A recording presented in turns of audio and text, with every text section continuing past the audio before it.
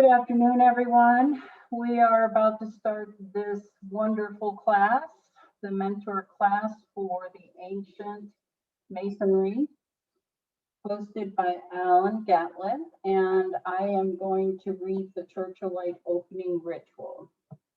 So here we are. Eternal brothers and sisters, we are now about to open a Church of Light meeting in the customary manner. And in so doing, let us consider seriously the purpose for which we are here gathered together, the purpose which, since the dawn of human intelligence, has drawn true brothers and sisters of the light into holy convocation, the purpose which, during all ages, has attracted the spiritual efflorescence of every epoch together at selected meeting places, the purpose which has ever impelled the noblest and most exalted souls of earth to band together for a common effort. That purpose is to study nature's laws, to unfold the divine attributes of the soul, to secure conscious immortality, and to attain the royal grandeur that surrounds the true perfected human. As has been the custom for eons past, let us arise and face the east, from whence each day the sun first sheds his all-illuminating rays upon the children of the earth, and bear in mind that even as all energy, light, and warmth upon the earth are from the solar Father, so in truth all life, light, and love known to man are derived from God, the spiritual Father, whose all-providing care was symbolized in the minds of the ancient brothers and sisters by the orb of day. Let us now make the symbol of the religion of the stars. We stand to indicate active volition with right hand raised to heaven in aspiration to divine knowledge and power, and the left hand extended to earth as a pledge to such knowledge and power will be used only in spirit and in truth for the benefit of humanity. You may lower your hand and I will pronounce the invocation. O thou eternal spirit in whom we live, move, breathe, and have our being, consecrate this meeting for the cause of truth and righteousness. As brothers and sisters of the light, we seek knowledge at the shrine of goodness. Therefore, by virtue of our unselfishness and sincerity in desiring to assist in thy works, we ask the help of the legions of light and their protection from all forces of darkness. So shall it be.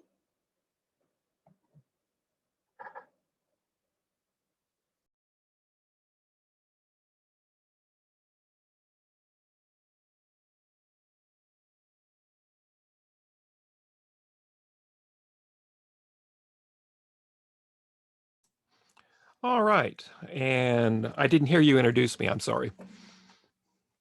Yeah, no, you're muted again. I'm sorry, I'm going to introduce Mr. Alan Gatlin, our missionary teacher for the Church of Light. He is an amazing teacher, and I hope that you love this wonderful 4th edition of our mentor class. And Alan will start now. Thank you, Alan. All right, very good. Well, welcome everyone. This is our 4th month and the 4th book that we are following up on. And I hope that you've had a chance to review this and take a look at it. And so I have on the screen the agenda.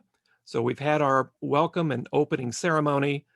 I will talk a little bit about book 3 because the material succeeds and builds one upon the other. So this is one of the while you can go and hop around, I think there is tremendous value in terms of starting with book 1 and going clear through book 21 and learning and understanding the foundation material. So we'll talk a little bit about that. And we'll also mention what next month about, obviously a topic near and dear to my heart, esoteric psychology, with my background in psychology and finishing the doctorate. We'll then proceed to the closing ceremony and then a time for questions and discussions. And so if there's anything else, we'll catch it as we can. This is an open dialogue. So if you do have questions, you may put your questions in the chat box or feel free to hold those questions to the end and we'll be sure and get through it. And the reason I say that is this material today that we're covering is very dense, I think is the only term I can use.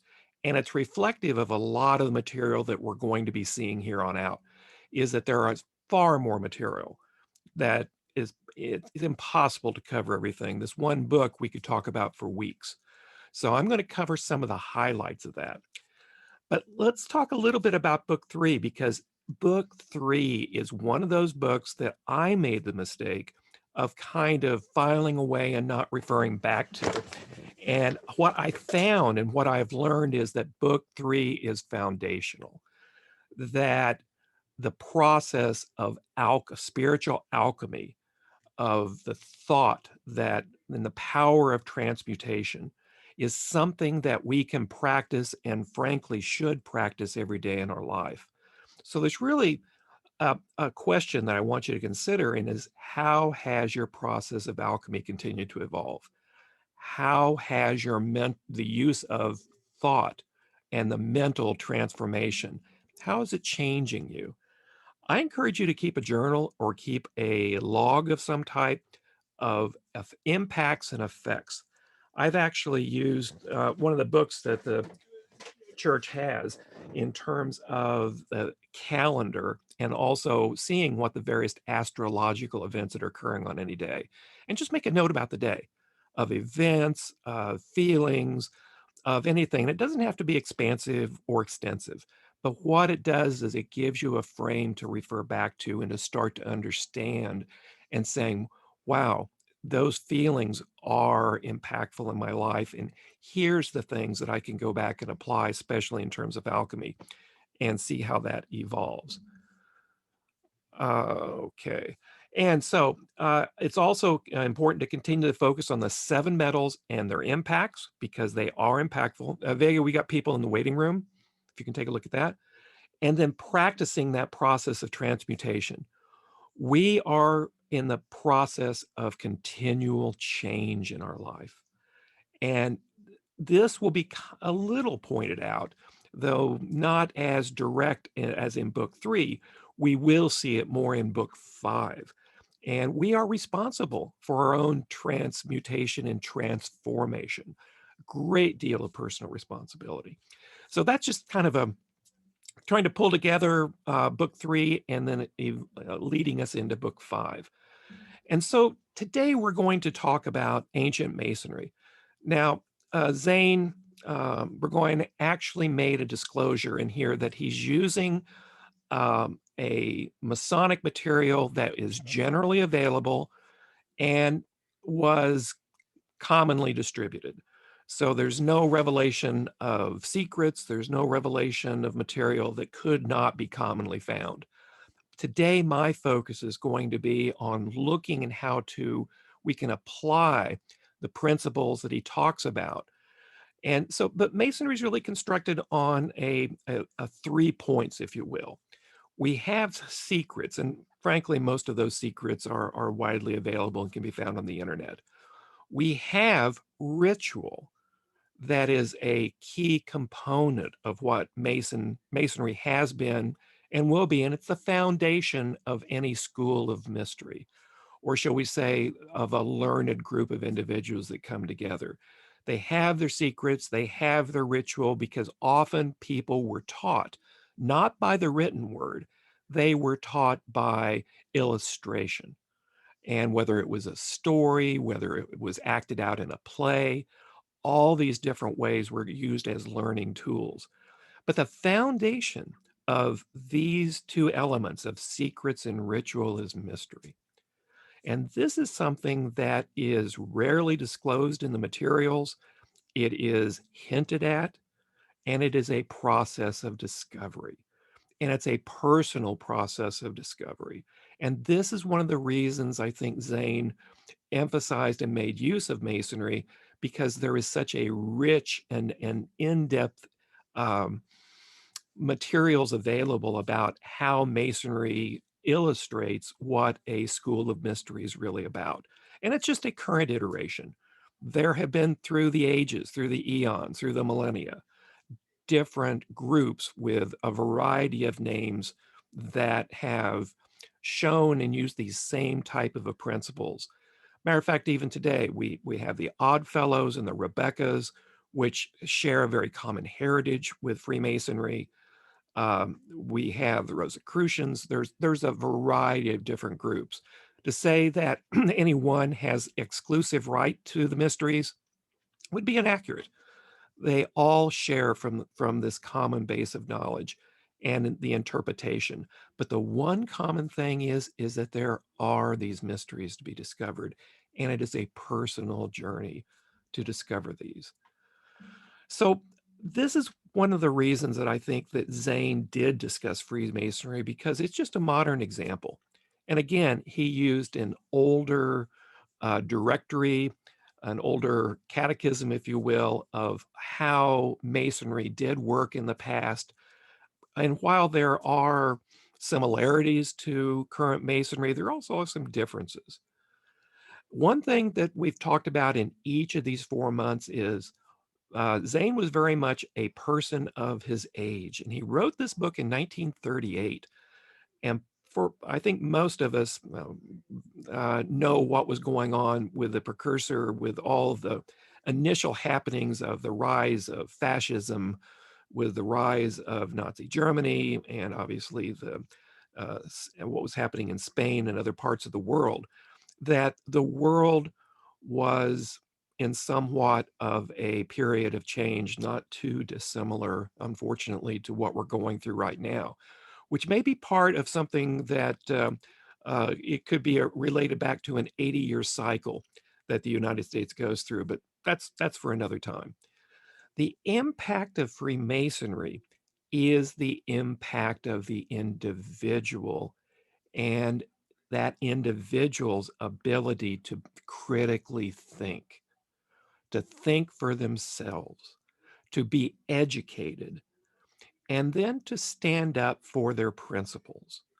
Now, this does not mean taking on the divisive or mob rule. What Freemasonry illustrates, and what I believe the foundation of the Church of Light illustrates, is the people for individuals to become educated and to critically examine all the different ideas and all the different sides that may be represented in both in current events, as well as adding our abilities to see the various influences that we talked about in book 3, to see how the celestial bodies, and we're going to expand a little bit more in terms of electromagnetism, how these have impacted us.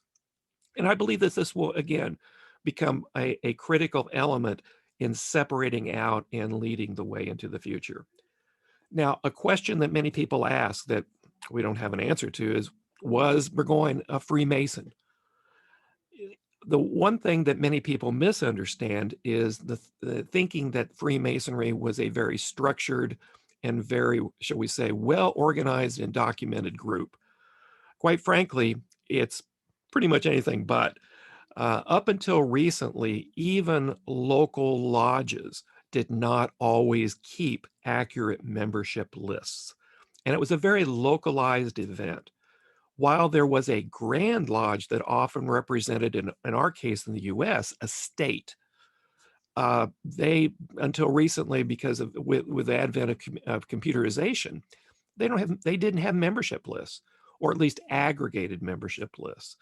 And with lodges coming and going and changing and merging, many of the names of who is a member, what their status was, and when they joined has been lost, much as in terms of what is the origins of Freemasonry? When did it start? Very little of this was put into writing. And so consequently, it was very much a mouth to ear. There was one event that had a significant impact, especially in terms of historic Masonry, and that was what was called the Morgan Affair in the 1820s. At that point, there was an individual who published a book that was going to reveal the secrets of Freemasonry, who disappeared, allegedly murdered. Reportedly, a body was found, but there was never 100% identification for that. At that point, a uprising of individuals, even to the point of creating a national anti-Masonic party, emerged in the United States. Many lodges closed, many people renounced their membership, and a great deal of the wealth of knowledge, if you will, evaporated. So the foundings of Masonry happened to coincide with about the same time as the dissolution of other groups. Did that mean that one succeeded the other? We honestly don't know. Freemasonry's tradition goes back to the time of the Old Kingdom of ancient Egypt. Is that historical? There's a great deal of debate on that. But we do know that much of the symbology and much of the ritual and tradition has emerged over the years from that. Now, one individual we're going to talk about a little later is a gentleman by the name of Albert Pike. Pike was an individual that had a tremendous influence in Masonry, rewrote many of the rituals. He was an avid publisher and author. One book was called Esoterica, which was a collection of his writings where he examined the esoteric nature of Masonry. Now, today, if you ask an individual who is a Mason about the esoteric aspects of it, many of them don't know, and it's not a consideration. Some in leadership even say that there are no mysteries within Masonry. I think those of you who are Masons and here today probably would disagree with that. I certainly do. So there is a significant importance in Masonic symbolism. Matter of fact, if you look at my background, this happens to reflect something called a chamber of reflection, which is part of the initiation ceremony in some jurisdictions, where an individual prior to taking that first degree in Masonry is given time, a paper and pencil, along with various symbols of mortality, and asked to really evaluate himself and to understand kind of the whys and hows. Now, you'll notice I did use the word he. Masonry historically has been a male-only fraternity. However, starting in France, there is now, and spreading throughout the world, there is an element called co-Masonry, where both men and women can equally participate.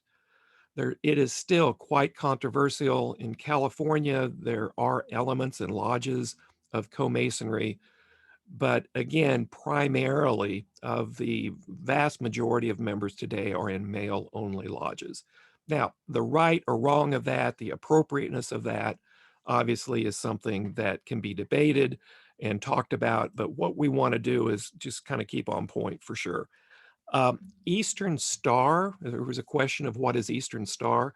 Eastern Star is an appendant body of women that have their own ritual. They are not Masons per se, but they're affiliated with Masons. So much like, again, Oddfellows and Rebecca's, that there was a men's organization and a women's organization with the same precepts, with many of the same attributes and concerns, and focus on people being educated and critically thinking. So we're going to talk about symbolism a lot today, particularly related to how it impacts us as members of the Church of Light, and as we look at Hermeticism in general. I will make one other comment, and again, I'm going to refer back to Pike in the book Esoterica.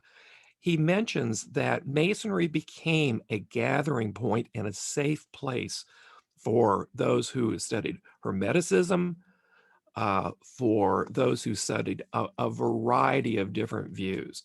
The reason was that Freemasonry also represented part of the establishment. And while those who practice Hermeticism and other types of esoteric studies were often cast aside and, quite frankly, persecuted, they found refuge in Masonry. However, they also impacted Freemasonry. Freemasons ritual has changed, evolved very, very slowly, but it does evolve and change. And there is to my understanding, a large impact of Hermetic studies within Masonry. So excellent question, thank you. One thing of how to approach and use this book is there is a tremendous amount of detail, specifically around Masonic ritual and Masonic symbolism. What I'm going to do is ask you to focus on the more esoteric related items that I just refer to as nuggets, wisdom. And we're going to point out, to give you an example, I'm going to start just citing many things. So if you turn to page 7 in the book, in the first paragraph, if you happen to have your book, it says Masonic symbolism being the garment worn by a doctrine which has exerted so powerful an influence in human affairs, a mantle still preserved by Freemasons, and organizations whose motive is lofty and whose practical endeavors are far-reaching and beneficent. It behooves all students of philosophy and religion to investigate these ancient forms and tenets, to trace them to their original source, and finally, to compare them with Mother Nature. This is a key element to remember. One of the sayings within Masonry is that our ancient brethren were keen observers of their surroundings and of nature. And I believe this is an element of esoteric knowledge that all of us should incorporate. Become that observer, not necessarily be drawn in by it, but evaluate it to say, is this of value? Is this constructive, or is this destructive, based upon where my journey is leading and how it will impact me and how it will impact others. In page 13, the last paragraph, in time, the Masons, as a priest, became only an interpreter of the ideas symbolically built into the temple by his wiser forefathers. The word religion is derived from the Latin re, back, and ligere, to bind, and literally means to bind back. This then became the work of later Masons to collect truths discovered in times past and bind them together in such a manner so that they might be preserved for future generations. These truths in their symbolic form are found woven more or less into all important religions the world has ever known. The earliest religions were purely astronomical. And it is safe to say that every important religion that has entered by the mind of man has had an astrological foundation. And how true this is. Historically, you find that men and women worshipped what they saw as the influences and attributed to the influences in their life, and that be the above, that as above, so below, and which is one of the foundational teachings in Hermeticism. Chapter 2, page 26. Now, this is something you want to commit to memory as part of your process. I, again, did not realize the importance of the planets and how in this book it gives us the first inkling, so that when we get to book 10, volume 1 and volume 2 of book 10, we have a firm foundation. And I'm going to call your attention on page 26 to the paragraph under New Planets Usher in New Periods in World Affairs to Uranus. Uranus, the planet of invention and independence, was discovered in 1781 and may rightfully be said to have unleashed in the machine, ushered in the machine period and the period of republics. It was then that looms of England rapidly transformed her from an agricultural into an industrial nation. Engines of all kinds came into use, one invention following another. Still later, electricity added its power to the period of manufacture. Uranus is an important planet when you look as it's aspected to the US chart. Now remember, planets in themselves are important to us or the topic we're studying only as they impact that chart. Standing alone, they may be important, they may have power, but as they have aspects in terms of the angles formed, that is the key. And so take a look at each of these. Now notice he spends a great deal of time on Uranus. Why? Because it is so impactful to the United States in particular. So he also makes an interesting comment on page 28 that there are, while 10 planets were commonly accepted because those are the ones that could be seen by the eye, that only 7 are in play at any one time and impactful. And I thought this was interesting and something that I need to go back and do a little further research on. Pages 34 through 40 are extremely impactful in terms of understanding how the signs relate. The rest of the origin of the symbols of the planets. And these, again, are items to memorize, to understand, because they talk about the attributes of each of these planets and how they are impactful individually. And then when we later on, we'll talk about the angles and their aspects, how that will become even more appropriate. So basically 34 through 40 is something that I would really look at with a critical eye of saying, what are the influences that they exert? Also look at the symbology of how the symbol was formed and what were the origins, because later on, we're going to see an application of that, not necessarily today, but later on. One of the principles in chapter 3 that is so important is found on page 48.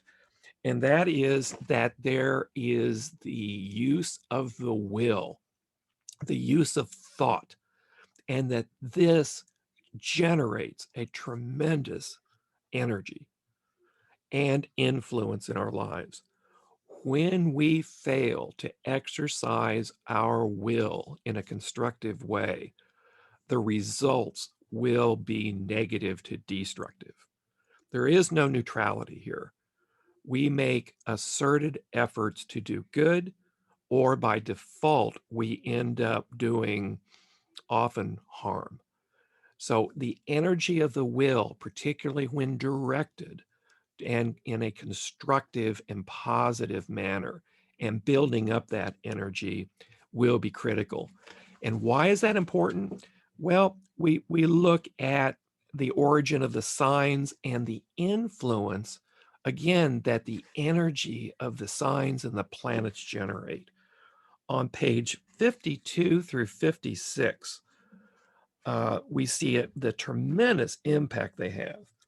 And obviously, let's take a look at Aquarius. The chief characteristic of those born under the sign Aquarius are the predominance of humanitarian instinct and desire for a scientific verification of all theories. This intellectual trend is represented by the man of the zodiac, while the sympathies and emotions that bind him to his fellow man are pictured by water flowing from the sun. It is the baptismal urn, the water representing the pure emotions that prompt man to reform and lead a new society. These people are kind, amiable, witty, fond of refinement in society, and are keen students of human nature. Why were the ancient brethren key observers? Because that is one of the secrets, and Aquarius is tied very closely to that. As Leo symbolized hieroglyphically by one serpent, Aquarius, where reason and intuition balance, where man and woman have learned the significance of sex, have partaken in the tree of knowledge of good and evil, was anciently symbolized by two serpents moving in opposite directions. Aquarius rules the legs of man. It is written briefly as two wavy lines, a conventionalized form of the two serpents, and also suggests that water flows from the water bearer's sun. Now remember, when in his languaging, with Zane's languaging, when he uses man, he's a person of his period. It would be better to probably reconceptualize this as people, as humanity. But again, it's easy to be distracted, if you will. And so don't fall to that.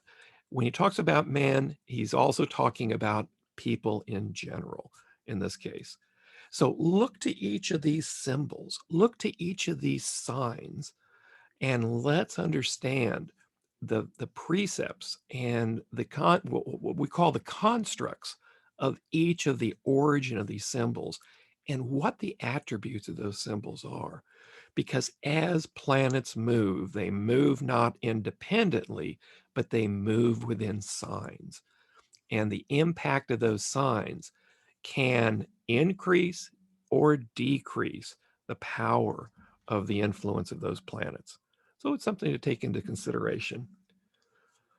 One thing that Zane spends quite a bit of time talking about is the role of the various leaders or officers of the lodge.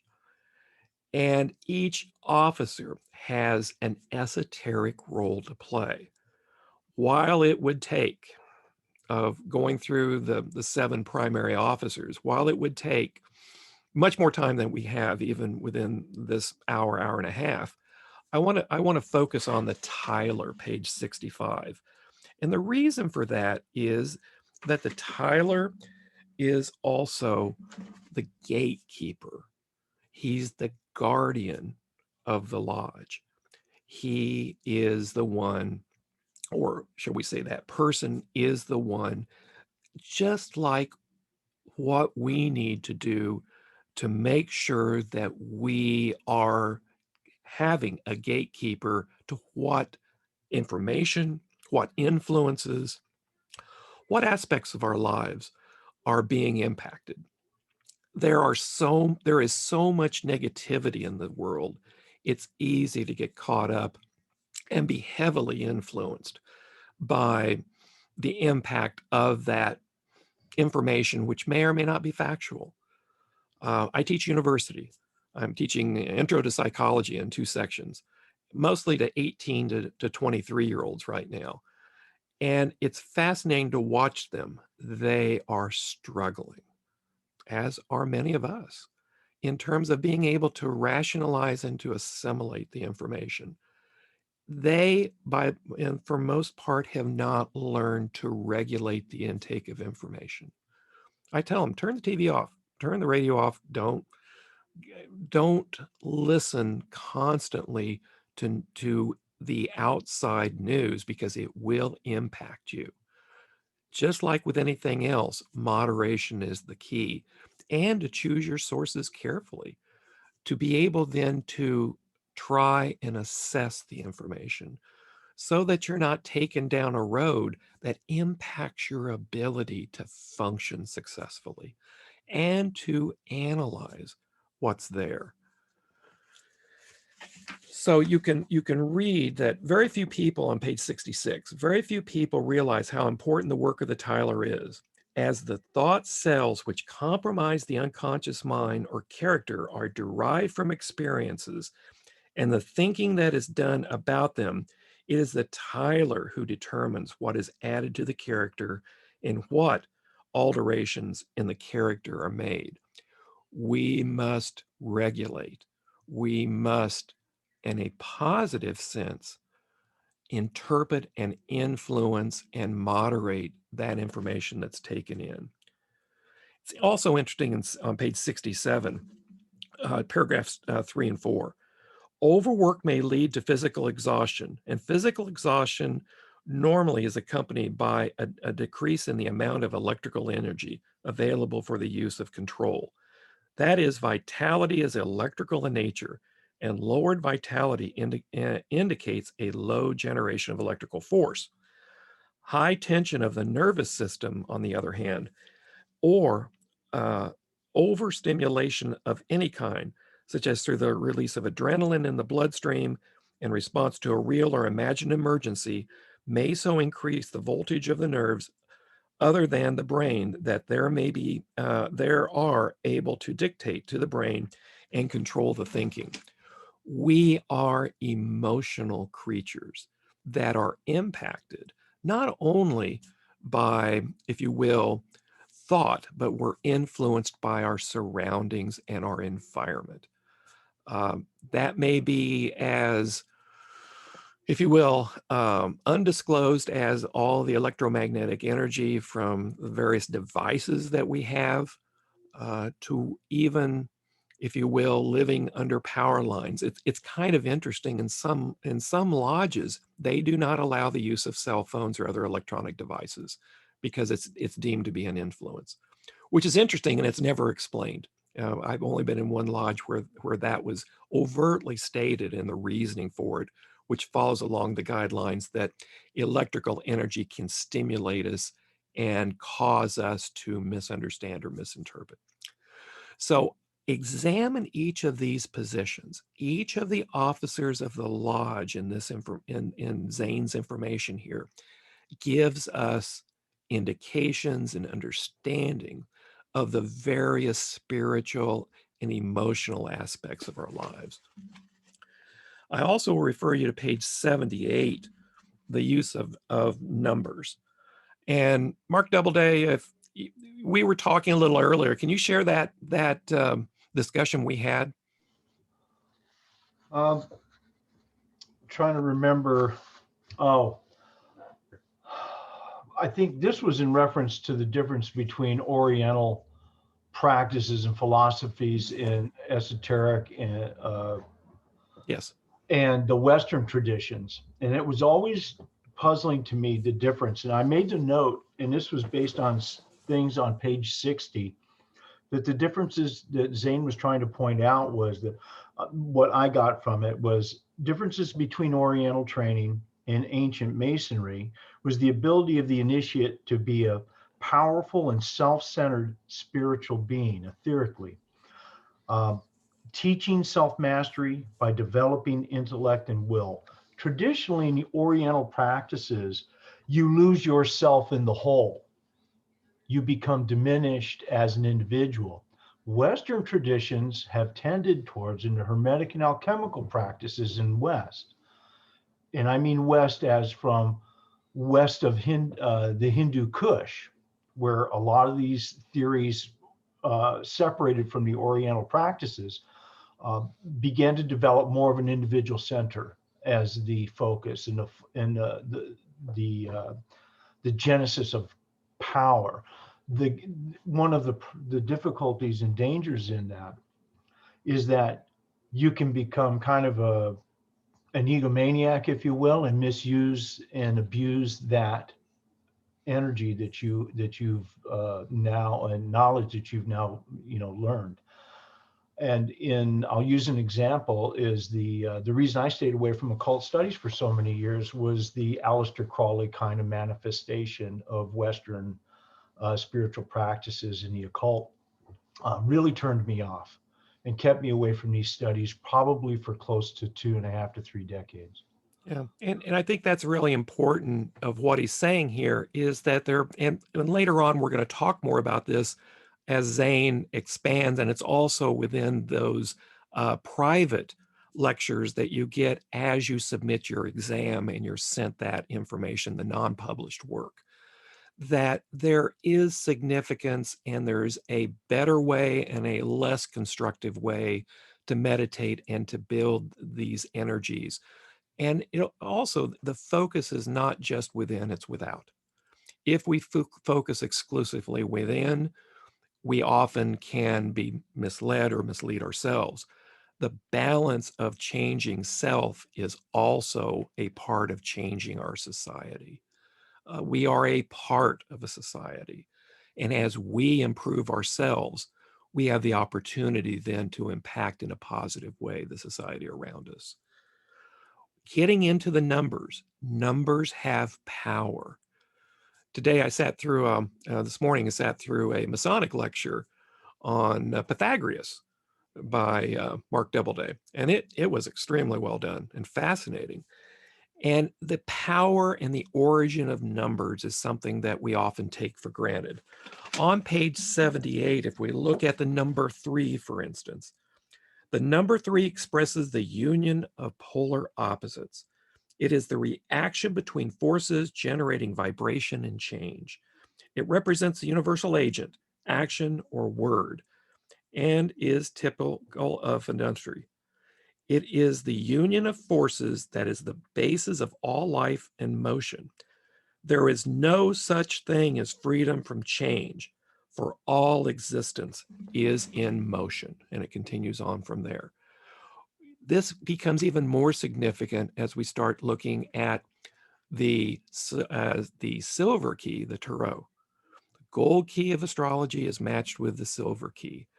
Together, they represent and present to us the ability to understand what's happening around us and to begin the process of change. Utilizing the number 3 and the perfection of that number allows us to take a step back in a perspective on life. So such as the Tyler is the guardian and represents that guardian for everything that's coming in, we have the numbers that we can use to be able to help exercise and to discriminate and to amplify that information. On page 86, each soul is responsible for its own destiny. Many different groups, if you will transfer the responsibility of their personal actions to saying, well, it was just the influence of all the things around me and I had no choice. Predestination. We do not practice that. We believe that you as an entity that continues beyond this life existence is responsible. And part of that responsibility is to govern yourself accordingly, as would be used in Masonic, to be able to regulate yourself and act in a way that is responsible. Page 91, the first sentence I think is important. Spirituality, however, is not gained by haphazard effort. This really hit me between the eyes when I read it. It is a work, and it is an ongoing work. I spent too much of my life being haphazard about studying and understanding my nature, not just my spiritual nature, my life in general. One of the things that these materials help is an organized way to examine the world around you, yourself, and how the interaction between the two.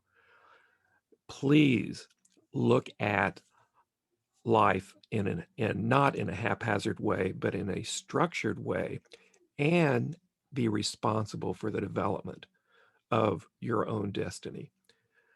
The electromagnetic boundaries on page 92 is one of the first explanations that there are different planes of existence, the inner plane and the outer plane. And they use, again, the Masonic symbology of the 2 entry pillars as part of that understanding. But the essence of what you can take away from that on page 92 is that we have an opportunity, if you will, to utilize energies that may not be apparent, yet are impactful and lasting. Now, later on, we'll get into that a little bit more next time in esoteric psychology, but even later, we will learn to develop and to enhance the skills. Now, you talk about taking practice and taking time to understand and to engage. There's no better example than this right here. There are boundaries, there are abilities to be able to utilize resources beyond yourself, and, if you will, different forms of yourself. But it's not something that is casually done. It's not something that should be done by happenstance. It is something that needs to be investigated and cultured and developed within each of us. Chapter 8, life on the spiritual plane. The one thing that, if you look at the symbolism again of my background, you'll see the Sith, you'll see emblems, if you will, of passage from this life. One of the things that is a theme of Masonry is preparation for whatever that next step is, which they really don't go into. But we have an understanding, and this will be given in even more detail as you get through the books, particularly toward the end. Life, our essence does not end with this stage of our existence. It moves on to a different stage and to a continuation of a journey. And as I say, well, that's on page 146. You can read about it, and it will probably generate as many questions as it does answers, and those will be addressed later on in the material, so I'll beg your indulgence. On page 158, I'm going to refer down to the 5th paragraph, and this is something known as the 5 points of fellowship, which is a practice between Masons. And it says, the individual, regardless of his physical environment, who resolutely directs all the acts of his life, including his thoughts and emotions, to those things which, after due thought, he believes are in the interest of society as a whole. By so doing, he is being raised on the 5 points of fellowship. He is gaining understanding, represented by Pisces, cooperating in attaining, Capricorn, practical benefits for mankind, developing exalted aspirations, Cancer, strengthening, Leo, his will, and mentally exchanging confidences and receiving encouragement, Taurus, from all those still further along the path who impress him or her, I should say, from the inner plane. Again, we are given the tools of construction of a positive and an impactful life. We are enabled to change. We are enabled to be elements of change. And this, to me, is probably one of the key concepts of this entire book, but in particular of chapter 8. Chapter 9, what's a keystone? A keystone in an arch is the stone of binding.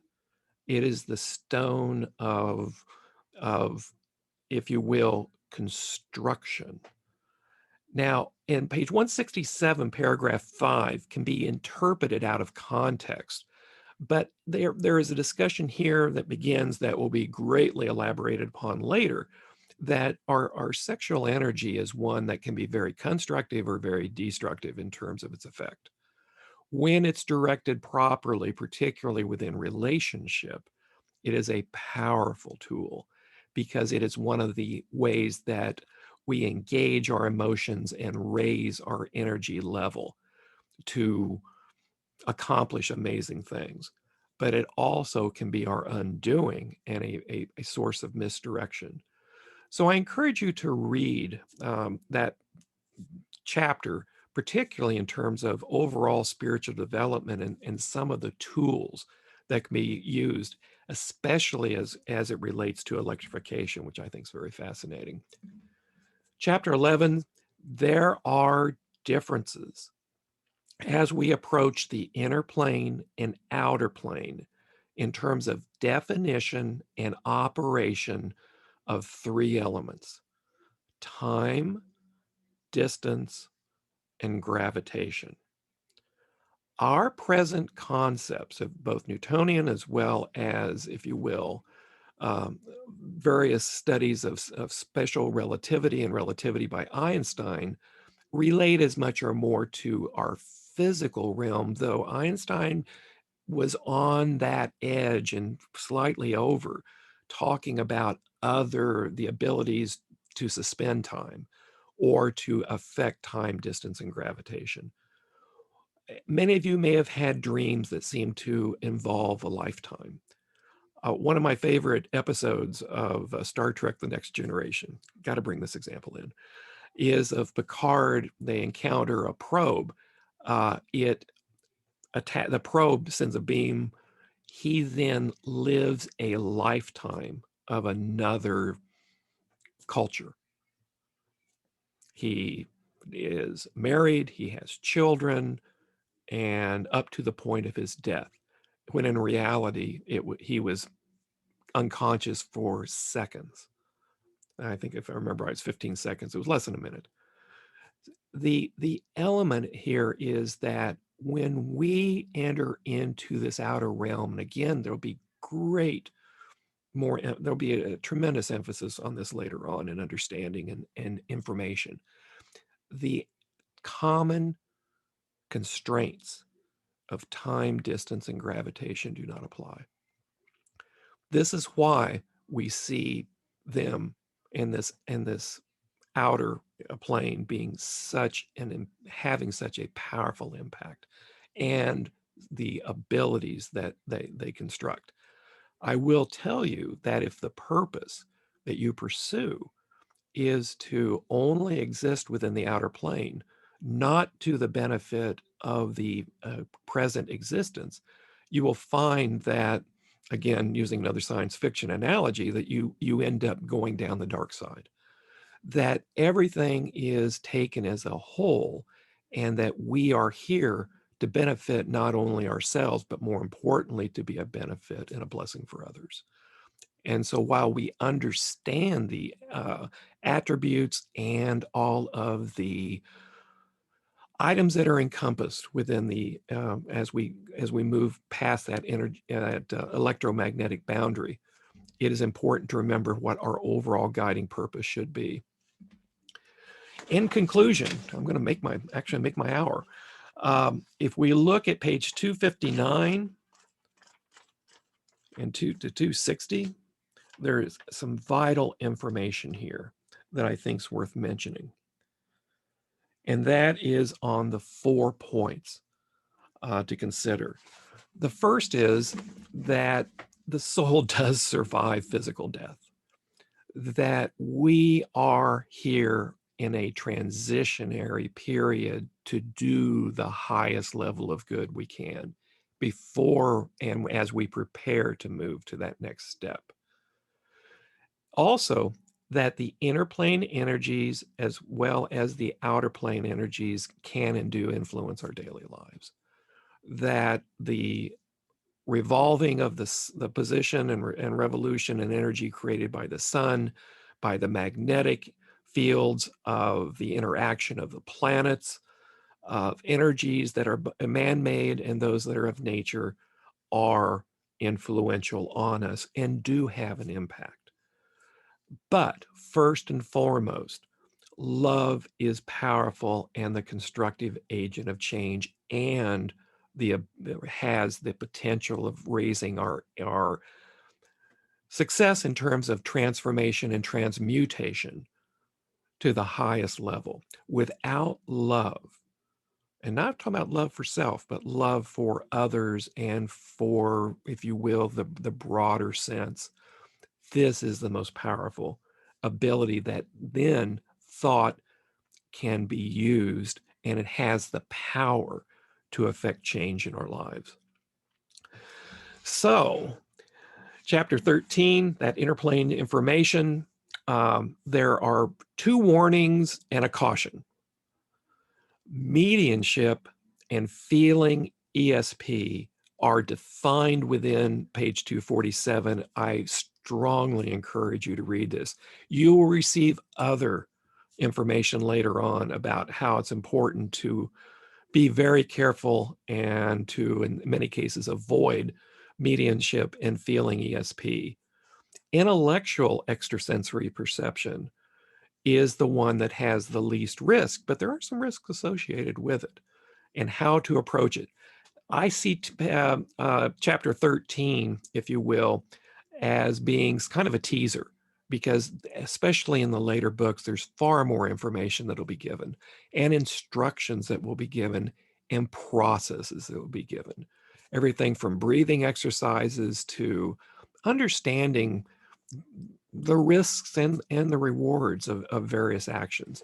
You do not want to enter into many of these avenues unless you are well prepared, and even then, it's not often advisable to do so. That is the presentation within the time that I have allotted. Now, to say that I did not cover everything would be a tremendous understatement. there is so much more that is so densely packed in here.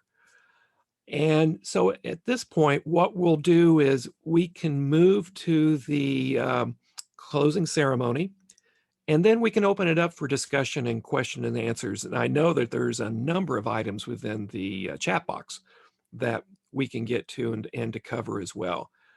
So before we do the closing, Peg or any of the members or Vega, are there any announcements or any other things that need to be said?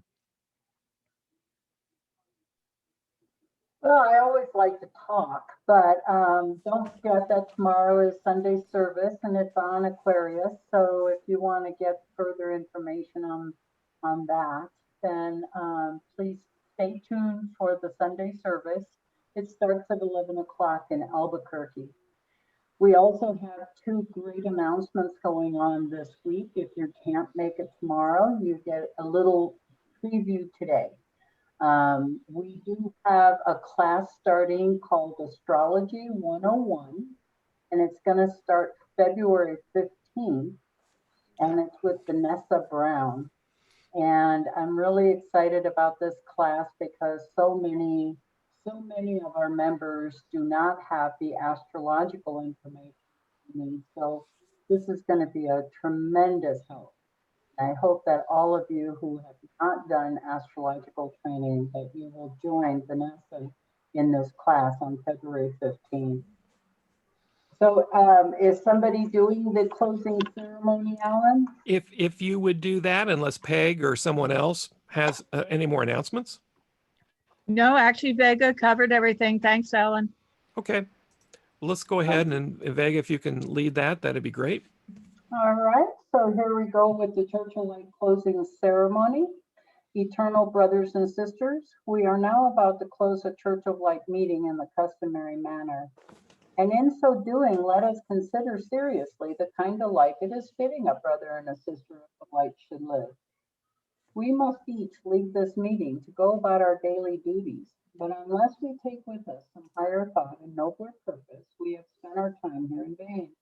For knowledge lacking goodness leads to naught but self-undoing. Each brother and sister has pledged himself or herself to put forth an effort to alleviate physical and mental suffering, to dispel ignorance, and to spread truth. Therefore, even as we would be helped by those of our religion who are more enlightened, let us make every effort to assist others, and let each so conduct himself or herself as an example of moral purity, radiating life, light, and love upon the world of their endeavors. As has been the custom for eons past, let us arise and face the west, wherein at close of day the solar orb softly sinks to rest and relinquishes his sovereignty to his heavenly consort. And let us bear in mind that even as the orb of night reflects the glory of the sun when darkness would shroud the earth, so should each brother and sister reflect the radiance of our teaching, even amidst the darkness of ignorance, lighting somewhat the most obscure as well as the more luminous paths which they are forced to tread. The lunar mother is symbolized in the minds of our ancient brethren as sustaining nature, upon whose breast we lean, and from whom we draw such experiences as nourish and expand our immortal souls. Let us now make the symbol of the religion of the stars. We stand to indicate active volition with right hand raised to heaven in aspirations to science, wisdom, and power, and the left hand pointing to earth, signifying the desire to reflect the divine will and evincing an unconquerable determination to dominate all acts of life by spirit. You may lower your hands as I pronounce the benediction. O thou eternal spirit, in whom we live, move, breathe, and have our being, dismiss us now with thy blessings, and as we travel along our several ways, let ministers of thine guard our footsteps and light our pathway, that we may not stumble in our blindness. From our hearts, we thank those who assisted in our researches, and now as we depart, we consecrate our efforts to the cause of truth and beneficence. So shall it be. Thank you, everyone. And then I've shut off the recording here.